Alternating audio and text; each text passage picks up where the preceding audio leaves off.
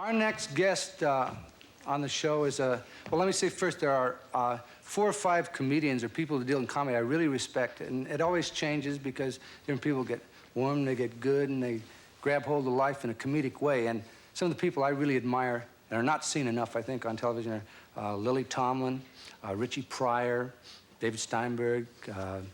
Well, this next one, George Carlin, I like to see a lot because he's really creative and really unique and toggles your brain. He's number 4 on my list and moving up. Please welcome to the stage Mr. George Carlin.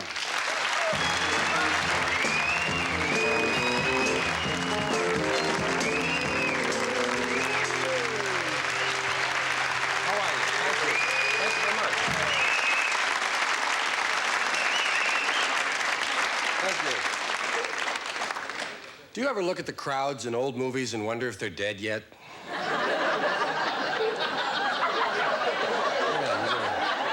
I do that. I think about death. I dare to think about death. I think a comedian has to think about death. Nobody wants to come out here and die. Of course, if you don't die, if you do well, if you make them laugh, then you can say, you killed them. So it's one or the other. Either I die or I kill you. I didn't die, I killed them. So I'm involved in death, and I think we should think about it. Death is inevitable, for one thing. It's one of the fairest things we have. Everybody gets it once. And I think that when you die, you should die big. I don't think you should just pass away. Such a negative thing. Die big, die in style. Take advantage of the moment of death to teach and entertain. Like I say, go out in style. Now, the only reason I imply that you have a choice about how to go out is a very little-known and misunderstood portion of death called the 2-minute warning. Everyone receives an audible signal 2 minutes before they die, right in the ear. 2 minutes, death coming, make plans. And the reason we never hear about it is because the only people that get it die 2 minutes later. They don't have time to explain it to you. Really. And actually, you wouldn't believe it. No one believes it. I mean, would you believe a guy on the bus who says, hey, I just got my 2-minute warning? I think it was some football coach out on the town. By the way, there is one exception to the 2-minute warning. We people in theater, those in show business, we do get 5 minutes. 5 minutes, Mr. Carlin. And I say you can use the time to really go out in style. Let's say a speech. How about a speech? You get your 2-minute warning. Use the 2 minutes. Deliver a 1-minute and 50-second speech on the subject of your choice. Just wail, something you really enjoy, something you're into, and espouse it fervently and really build up to a great crescendo and then say, and if this is not the truth, may God strike me dead. Yes, now,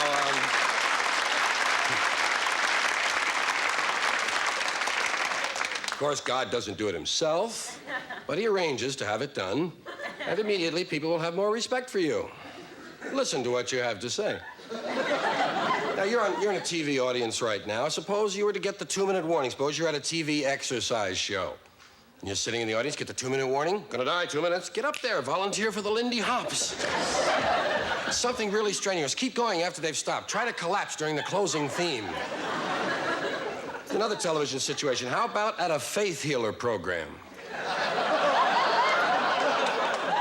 It really would be fun. You're sitting in the audience, 2 minutes, get up and volunteer, get online to be cured, get behind a guy with a cast, doesn't matter what it is. They ask you what you have, tell them you have the jumps. Hey, I don't know, hey, get the jumps. Hey, get the jumps. By the time you got the really jumping, faith healer puts his hands on your shoulders, and you die. Can you see it? I can see the headlines now. Faith healer slays worshiper. 40,000 look on. Audiences drop off. How about at a party? Get the 2-minute warning, get up and ask some girl to do the polka. Some other strenuous dance. Get her really moving around the floor. By the way, sometimes at a party, you get into a really vigorous rumba or something and you don't even hear the 2-minute warning. And because of reflexes, some guys dance on.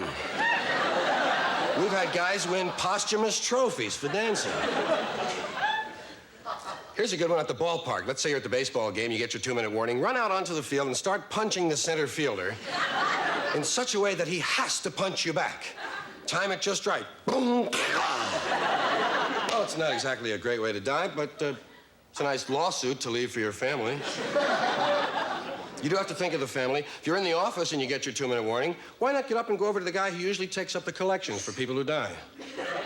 You ever had anyone start their own collection, Fred? Like to start it off with a biggie. 50 to me. Hey, why not? Be a leader. Now, one final thing about death. There's something you can do before dying. You can program in some post-death reflexes. As you know, there's electrical energy still in the nervous system. Every now and then, a person that's already gone has a little reflex. Why not program in a few to keep the folks entertained all during the mourning period? How about rolling over during the autopsy? Keep clearing your throat at the wake is another one. Look at that, thank you.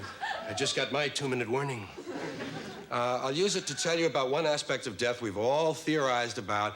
This idea that as death approaches, as it comes, you see a movie of your life, a quick replay of your life. First of all, it seems like it would be mathematically impossible because as you visualized your life, you'd go all the way through your life and you'd be there standing where you were. You'd have to watch yourself die, but you couldn't because you hadn't died. You have to watch your life all over again. It's like waking up in the Clark Theater in Chicago at 3 in the morning. You don't know what's on, but it really doesn't matter. You're on. A lot of people, when their life runs back, they've had such a dull life that they don't even notice it was run back. Some people, their lives are in black and white and out of focus. If you've had a really hard life, the projector keeps breaking.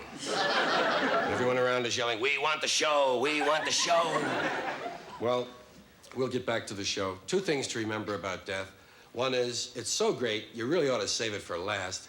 And secondly, the first thing that happens after dying, as you begin to process in on the other side, you pay a $500 death fee.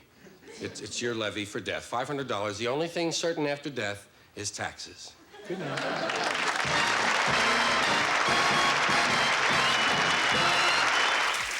Thank you very much. I'm originally from the United States. Do we have any United States people here tonight? Ah, what a small world. Isn't that funny? You know, this is such a strange business. Because people always come up to me and they always say, like, how did you get started telling jokes? How did you get started, you know, doing comedy? I got started, I think, the way most of the comedians got started. I remember I was in school one day. Teacher said to me, "If it's so funny, Mr. Leno, why don't you stand up and do it for the entire class?" I got up one day, did about 10 minutes. Pretty soon the teacher's charging $5 cover, 2-drink minimum.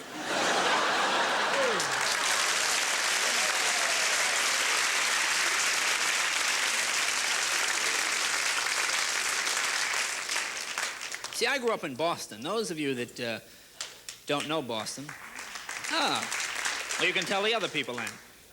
Boston is a big college town. See, so a lot of people think it's very hip, very liberal, very permissive, and it is in a lot of ways except one. Like where I went to college in Boston, this is true. You could have girls in your room, could have liquor in your room, could have drugs in your room 24 hours a day if you wanted to. There's only one thing you weren't allowed the entire college. That was a hot plate. Very strange set of standards. Went back to my room one day. My roommate, his girl, her roommate, lying on the bed. 5 joints in his mouth, empty bottle of apple wine on the floor, passed out cold. Figured I'd do a little studying. Studying about 10 minutes, sneak out my hot plate, decided to cook some soup. Hear a knock at the door. Boom, boom, boom. What's going on in there? Nothing, sir, nothing. Boom, boom. You got soup in there?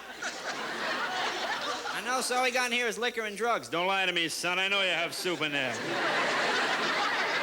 I was a philosophy major for 4 years in college. Had dreams of opening a little philosophy shop when I got out. Life is a cookie, $5. Big movies now are that Close Encounter of the Third Kind and Star Wars and the UFO movie. You know there's going to be a lot of things coming down about UFOs. See, I always wondered, why is it that UFOs never land at MIT or UCLA? They always land in the middle of a swamp where Bob Bookie and his cousin Weenie are out fishing.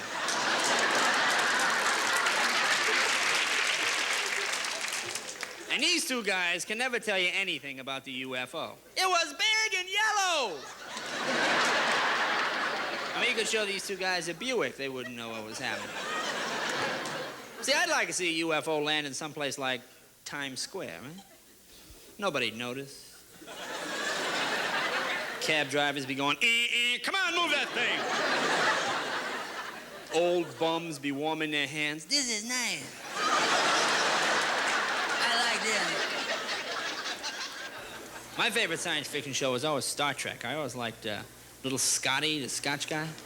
Scotty was great. Had 2 lines on Star Trek. Said the same thing every week. I can't got no power, sir. Got no power, left engine. See, if you watch the show regularly, you never saw Scotty with any women on the program. Right? That's because his women always died of Romulan fever or something, you know. Consequently, Scotty was so hyper. Imagine Scotty alone with some woman. I can't do it, girl! I got no power!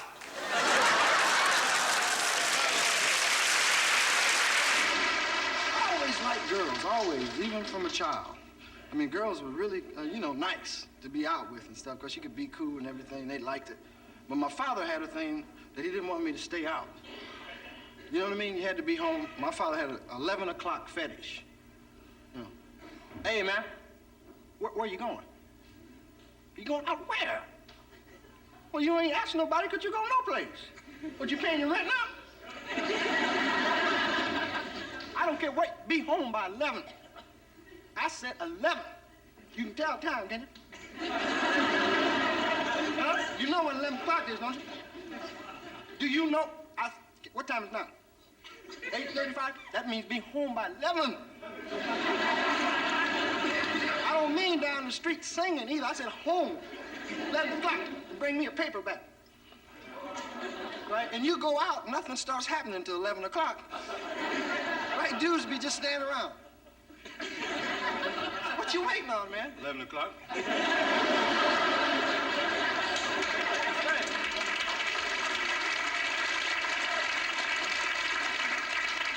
We gonna get down at 11.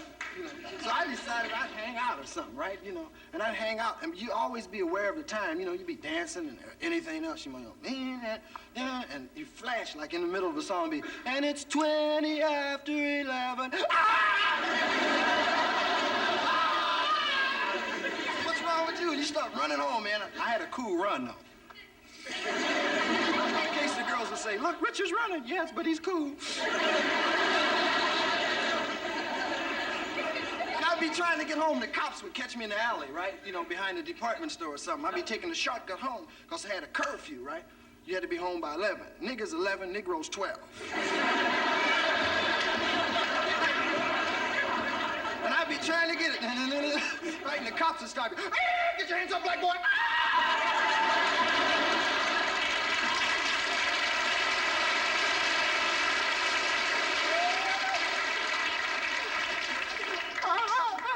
All right, put your hands against the wall. There ain't no wall. Find one.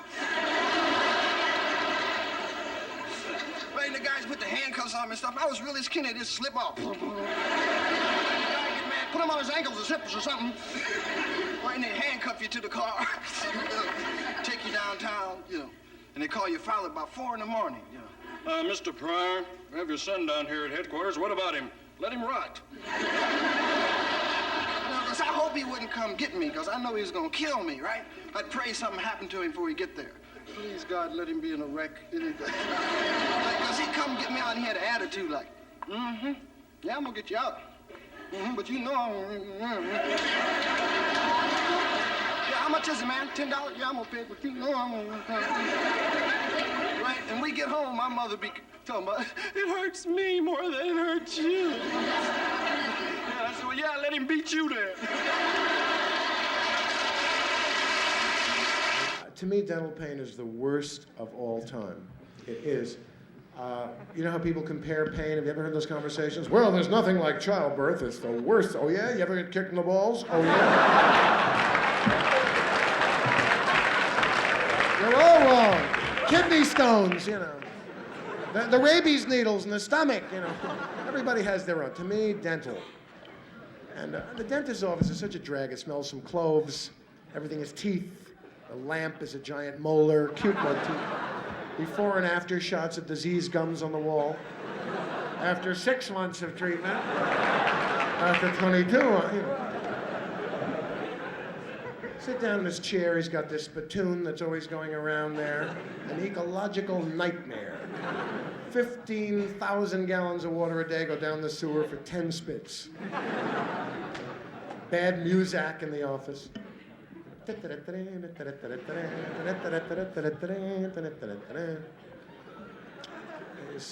puts a paper bib on you, and first he probes, you know. He takes that probe and he gets into the decay area and kind of tests it and sends you agony. For this, you pay him $10 or something. Then he warms up his weapon, you know, that drill that he controls from the floor there. Woo! Woo! He's never satisfied with the point. I don't believe that'll hurt enough. Yeah, that'll send him through the ceiling. Okay, open the hangar, let the airplane in. What are you going to do now, Doc? Well, I'm going to take a steel bird drill, Mr. Klein, very slow speed, 4 revolutions per minute. We're going to see smoke on this job. We're going to drill through the hard enamel of the tooth into the soft inner pulp, causing you incredible pain. That'll be $25. Open the hangar, let the airplane. I'm 33. Open the hangar, let the air. Forgets how old you are.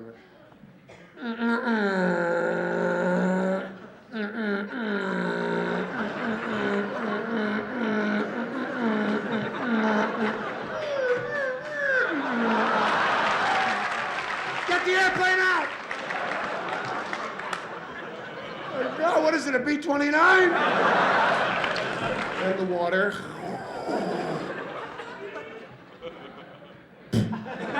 Get mesmerized by the drain. Well, I think psychologically I'd rather be in the sewer than this. Alice in Wonderland followed her there. Then my favorite part comes now, the good old air.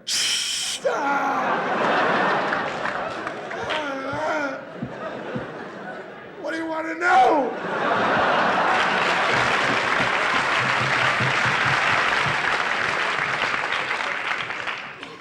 Most dentists are good at lying about how much there is to go. Like, they're always almost through, even if they just started. Almost through. Almost done now. Almost through. 1 o'clock, 2 o'clock, 3, 4. Wednesday, Thursday. Winter, spring. I had one dentist that if it hurt you, tap me hard on the back. Tap me on the back. I almost broke 3 of his ribs. It's a slightly counterproductive maneuver to hit someone hard on the back who has a live drill in your mouth. Unless you're in the market for a third nostril. Hit me on the back. Then he starts loading my mouth with all kinds of pads for that, you know.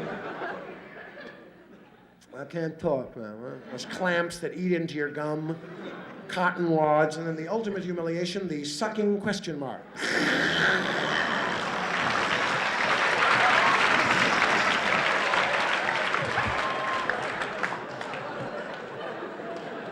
Can take your tongue with it. It's supposed to keep you from asphyxiating, you know, like an oral Hoover, 4 horsepower. Now my mouth is completely full. I cannot talk. Now he starts conversations with me that I can't finish. He never chooses subjects like the weather that I can answer with a grunt. He always chooses things I feel compelled to answer. I understand your mother's been having an affair with the superintendent. Ooh, ooh.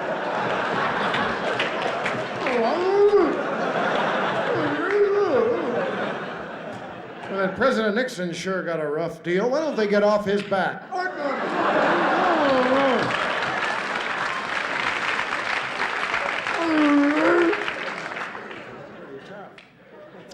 I'm in tremendous pain. I get a few needles, but the discomfort and pain are always sort of there. I found nitrous oxide, or laughing gas.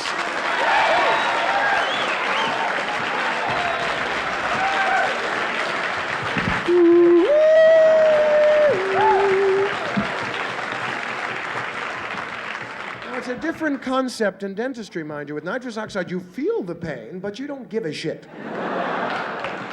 It's kind of leaving your mouth off for an hour while you come back for it later. The body metabolizes it easily. 2 blows of oxygen, you're really where you started. You go home. You don't have to recuperate in a room or anything. But it's quite a smashing high, and of course they try to prepare you for it with this jargon they learned in gas school, you know. Robert, very calmly, you will feel like you've had several martinis, you know. I'm in total pain, right? The guy's going through this spiel. Breathe slowly and evenly through this mask. Now, I'll be giving you a mixture of nitrogen and... I said, give me that!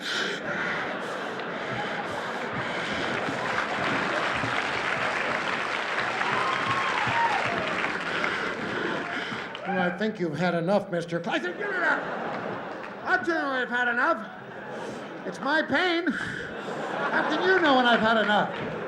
You can't feel my pain. What are we, the Corsican brothers?